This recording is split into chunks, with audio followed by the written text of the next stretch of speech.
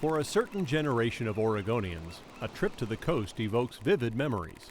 My family immigrated here to Oregon from Cuba when I was 3 years old, and my dad just loved Oregon, and he particularly liked the ocean and the beaches, being from Cuba. We'd go to the beach, and then we'd see some of the highlights and Devil's Punch Bowl and places like that. The brief time that Pixieland existed, he would love to take the kids to Pixieland. Pixieland, the amusement park, sat just north of Lincoln City. It left an indelible impression on Jose Linares. That's him, in the front of the log flume ride 40 years ago. You get something that looked like a log and ride down the water, and for kids, it was a blast. I remember it fondly as a family outing. Pixieland was just one of those places that we would stop at. It was a lot of fun, and I think my dad and my mom just really enjoyed taking us there. It was a small park, but for a 10-year-old boy, it was a big park. RVs lined up by the dozens in the parking lot. A mobile home park went in across the highway at Tamara Keys. A tourism boom was sure to be around the corner. Governor Tom McCall dedicated Pixieland in 1969. But Oregon's coast doesn't have a Southern California climate. The fairy tale story of Oregon closed within 6 years.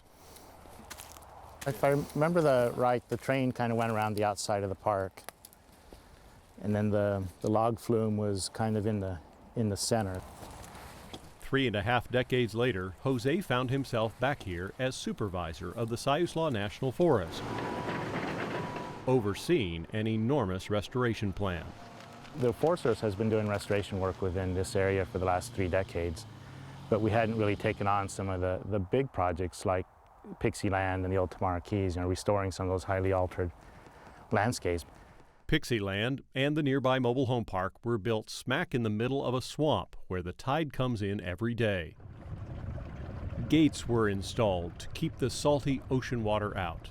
All of this was cut off by a tide gate. So the tide gate set down at the mouth, and then the dikes went all the way around it.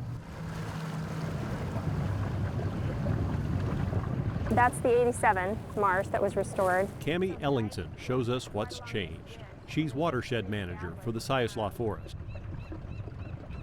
It has taken more than 30 years, but the Salmon River estuary has been restored one large piece at a time. The very first marsh was restored in 1978, others in 87 and 96. Now the estuary no longer looks like farmland. Fresh river water and salty ocean water have a place to mix. That's exactly what steelhead and salmon need. What's important to a young rearing fish is those locations where they have a mixing zone, where they have the fresh water coming into a tidal channel. From a fish standpoint, these are essential. I have often viewed estuaries as the insurance policy for salmon recovery. If you have a healthy estuary and possibly a somewhat less than fully functional upper watershed, you can still grow salmon to smolt size and send them to sea.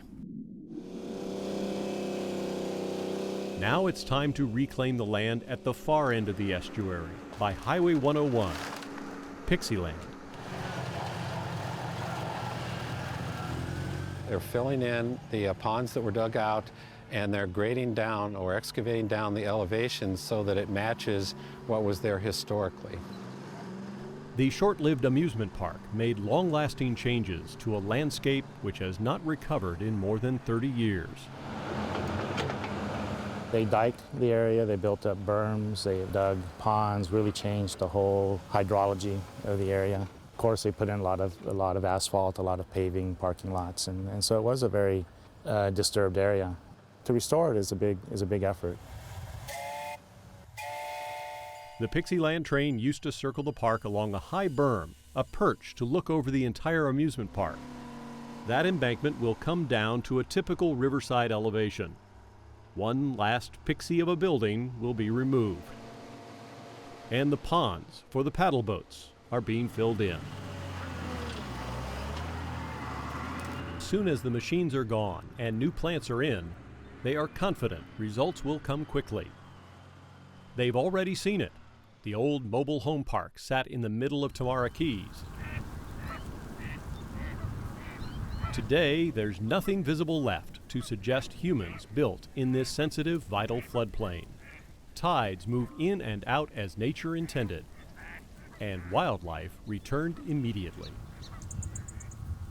They don't hesitate. There's no lag period, really. They come in and start to use it that very day.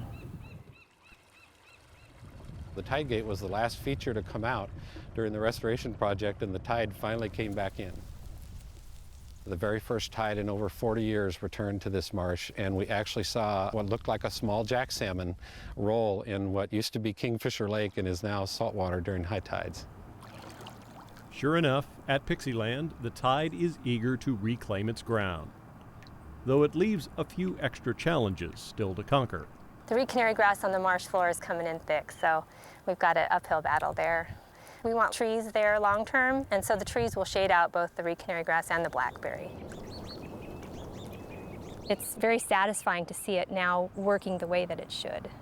This is unique. It's a unique area, and it's unique in that we not only have been restoring it one marsh at a time, we're not done yet. We have more to do. Pixieland lives on only in a fond haze of memories.